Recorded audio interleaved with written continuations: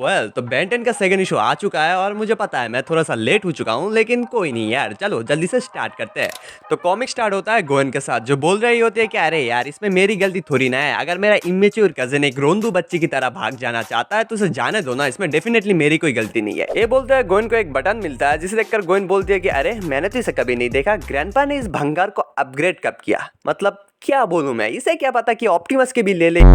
इसके बाद गोइन इस बटन में प्रेस करती है और ऐसा एक रूम खुलता है जिसे देखकर गोइन कुछ ज्यादा ही खुश होती है। इसके बाद हम लोग बेन पे आते हैं जो लिटरली काफी ज्यादा पैनिक कर रहा है। वो बोल रहा है कि पहले मेरे पास 4 हाथ थे, अब ये क्या है, मैं नॉर्मल कैसे हूँ। और तभी ओमनिट्रिक्स रेड ग्लो करता है और इससे बेन नॉर्मल तो होता है लेकिन काफी सारे एलियन में स्विच करते हुए नॉर्मल होता है। और जहां तक मुझे लगता है ओमनिवर्स के लास्ट एपिसोड का एक रेफरेंस हो सकता है, लेकिन जो भी हो यहाँ पर शायद से बेन को काफी ज्यादा दर्द होता है क्योंकि नॉर्मल होने के बाद बेन रोने ही लग जाता है। अबे कान में चींटी घुस जाएंगे। तो इसके बाद हम लोग ग्रैंडपा मैक्स पे आते हैं जो बेन को ढूंढते हुए मिलिट्री बेस पर ही पहुंच जाते हैं। हाँ, इन लोगों ने ओमनिट्रिक्स को ढूंढने के लिए जंगल के अंदर बेस ही बना लिया है। खैर इसके बाद गार्ड्स वगैरह ग्रैंडपा मैक्स को दबोच लेते हैं। ग्रैंडपा मैक्स बोलते हैं कि लगता है मैं किसी सिक्योरिटी प्रीमीटर पे आ चुका हूँ, चलो मुझे तुम्हारे लीडर के बस ले चलो। इसके बाद हम लोग लीडर यानी कि कर्नल रोजाम पर आते हैं जो बोलते हैं कि ये शायद से कोई उल्लंघन नहीं है क्योंकि इस जंगल में काफी सारे हंटर्स घूम रहे हैं, इसलिए ऐसा होना ही था। लेकिन कर्नल रोजाम के साथ वाला बंदा बोलता है कि सर ऐसा नहीं है। ये बंदा बोल रहा है कि ये कैंपिंग ट्रिप पे आया है, लेकिन बंदे के पास एक कोड वर्ड क्लियरेंस है।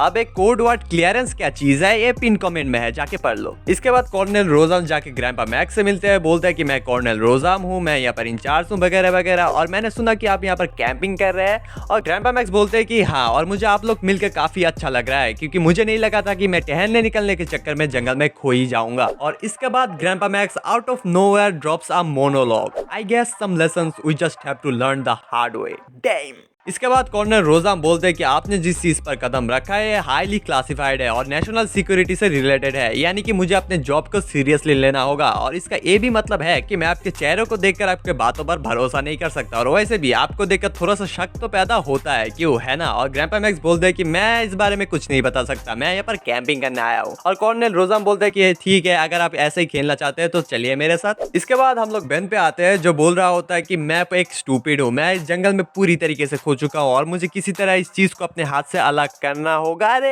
यार फिर से नहीं। एक और पॉट आके जंगल के बीच में लैंड करता है और इसमें से कौन निकल के आता है, क्रैब, जो आके आसपास के एनवायरनमेंट को एनालाइज करता है और ओमनी सिग्नल को ट्रैक करके उसे ढूंढने के लिए निकल जाता है। और हम लोग मिलिट्री पे आते हैं जिन्हें काफी सारे सिग्नल से एक साथ मिल रहे हैं और वो लोग बोल रहे हैं कि अगर इनका स्कैनर खराब नहीं होता तो उन्हें कुछ ना कुछ तो मिल ही जाएगा। और वहां पर बेन भी है, पेड़ के पीछे छुपा हुआ है। और बेन मन में बोल रहा है कि बेन तुम ये कर सकते हो, on your mark get set, I'm fast as fuck, boy. Still fast as. और ऑब्वियसली बेन के भागने का आवाज इन्हें आ ही जाता है तो वो लोग भी भागते हैं। लेकिन तभी ओमनिट्रिक्स ग्लो करता है और बेन उसमें टैप करके कैनन बोल्ट में ट्रांसफॉर्म हो जाता है और रोल करके वहां से निकल जाता है। लेकिन इन लोगों को यहाँ पर एक नया सिग्नल मिलता है। इसके बाद हम लोग फिर से कर्नल रोजाम पे आते हैं जो अभी भी ग्रैंडपा मैक्स से बातें निकलवाने की कोशिश कर रहे हैं, लेकिन ऑब्वियसली काम नहीं कर रहा है। ग्रैंडपा मैक्स बोल रहे हैं कि देखो तुम लोग इस जंगल के बीच में क्या कर रहे हो ये जान के मेरा कोई काम नहीं है, मैं यहाँ पर गलती से आ चुका हूँ, मैं मेरे आर्मी के पास वापस जाना चाहता हूँ। कर्नल रोजाम बोलते हैं कि ना, ऐसा नहीं होने वाला। तभी यहाँ पर एक और बंदा आता है और आके बोलता है कि हमें गैलोवे के यूनिट से एक और इंटेल मिला है, ये यूनिट वही यूनिट है जो जंगल के बीच में है, ठीक है।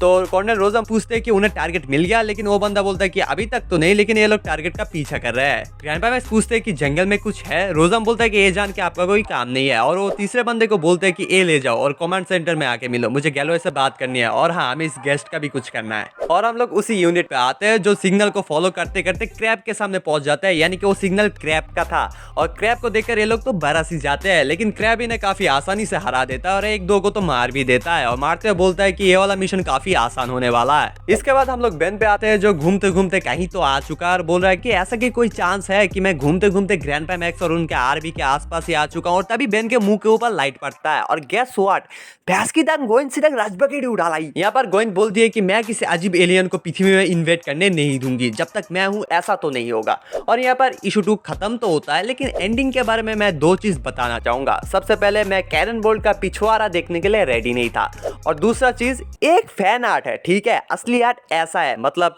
क्या बोलूं मैं कुछ बोल ही नहीं सकता। खैर जाने दो, आज के लिए इतना ही था। अगर चैनल में नए हो तो सब्सक्राइब कर लो, लाइक शेयर कमेंट भी कर दो। मिलते हैं इशू 3 में, तब तक के लिए गुड बाय।